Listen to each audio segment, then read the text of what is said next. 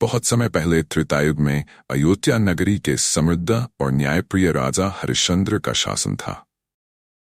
राजा हरिश्चंद्र अपनी सत्यनिष्ठा, धर्मपरायणता और निष्पक्षता के लिए पूरे विश्व में प्रसिद्ध थे। उनके राज्य में कोई भी दुखी या संतुष्ट नहीं था। हरिश्चंद्र का जीवन एक आदर्श था जिसमें सत्य और न्याय सर्वोच्च थे। उनके अनुसार मनुष्य के जीवन का सबसे बड़ा गुण सत्य का पालन करना था, चाहे कैसी भी कठिनाई क्यों ना जाए। राजा हरिश्चंद्र और ऋषि विश्वामित्र। राजा हरिश्चंद्र की ख्याति चारों ओर फैल चुकी थी और उनकी सत्यनिष्ठा की परीक्षा लेने का विचार देवताओं और ऋषियों के मन में आया। उनमें से एक थे महान ऋषि विश्वामित्र, जो अपनी कठोर तपस्या और योगबल के लिए जाने जाते थे। उन्होंने राजा हरिश्चंद्र की सत्यनिष्ठा की परीक्षा लेने का निश्चय किया। एक दिन राजा हरिश्चंद्र ने देखा कि उनके राज्य में कोई एक बड़ा संकट आने वाला है। तभी ऋषि विश्वामित्र ने उनके सामने प्रकट होकर उन्हें बताया कि यह संकट उन्होंने खुद उत्पन्न किया है और यह राजा की सत्य की परीक्षा है। विश्वामित्र ने राजा से कहा, हे राजन, क्या आप मुझे अपने राज्य का दान करेंगे? राजा हरिश्चंद्र ने निसंकोच होकर कहा, ऋषिवर, आप मेरे गुरु हैं और मैं आपके सामने जो कुछ भी है सब दान करने को तैयार हूं। आप जो भी चाहें उसे ग्रहण करें। राजा ने अपना समस्त राज्य, धन दौलत और वैभव ऋषि विश्वामित्र को दान कर दिया। अब राजा के पास कुछ भी नहीं बचा सिवाय अपने परिवार के। ऋषि ने दान की औपचारिकता पूरी करने के लिए राजा से दक्षिणा की मांग की। राजा ने उनसे थोड़े समय की मांग की ताकि वह दक्षिणा का प्रबंध कर सके। राज्य से निर्वासन और कठिन जीवन अपने वचन को पूरा करने के लिए राजा हरिश्चंद्र ने अपने राज्य को छोड़ने का निश्चय किया और अपनी पत्नी शैव्या और पुत्र रोहिताश्व के साथ काशी की ओर चल पड़े। काशी नगरी उस समय धार्मिक और सांस्कृतिक केंद्र थी और राजा हरिश्चंद्र ने सोचा कि वहां वह अपनी स्थिति सुधारने का कोई उपाय ढूंढ सकेंगे। जब वे काशी पहुंचे तो उन्हें पता चला कि वहां जीवन यापन के साधन भी कठिन है। अपने परिवार का भरण पोषण करने के लिए राजा हरिश्चंद्र ने स्वयं को एक श्मशान में नौकरी के लिए प्रस्तुत किया। श्मशान का काम कठोर और पीड़ादायक था, जहां उन्हें मृतकों के अंतिम संस्कार के लिए आए लोगों से कर वसूलना होता था।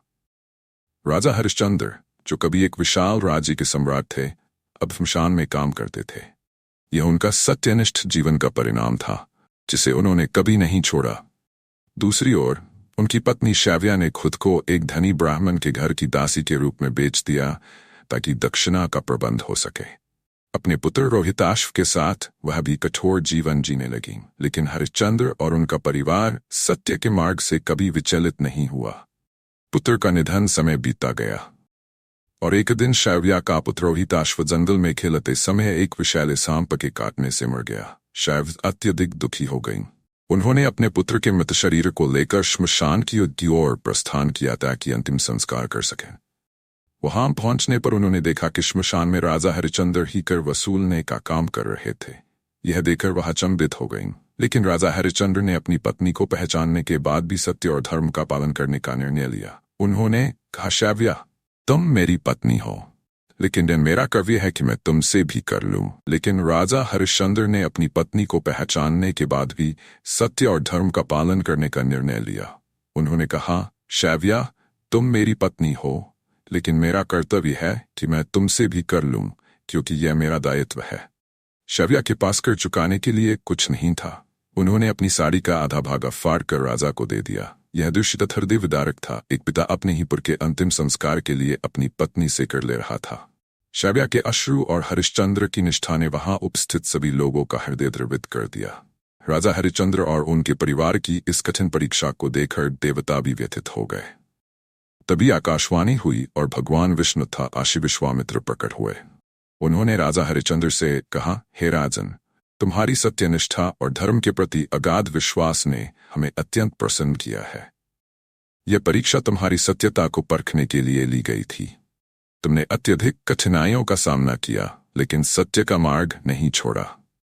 भगवान विष्णु ने राजा हरिश्चंद्र को उनका राज्य, वैभव और पुत्र रोहिताश्व पुनः जीवित कर दिया। इसके बाद राजा हरिश्चंद्र को देवताओं ने आशीर्वाद दिया कि उनके सत्य और धर्म का यश युगों युगों तक अमर रहेगा। राजा हरिश्चंद्र की ये कथा हमें ये सिखाती है कि सत्य और धर्म का पालन जीवन में सबसे महान गुण है।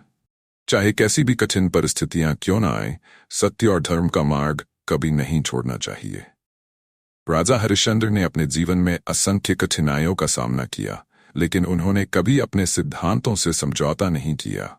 उनकी ये कथा हमें ये प्रेरणा देती है कि सत्य का मार्ग कठिन हो सकता है, लेकिन अंत में सत्य की ही विजय होती है और ईश्वर की कृपा सच्चे भक्तों पर हमेशा बनी रहती है।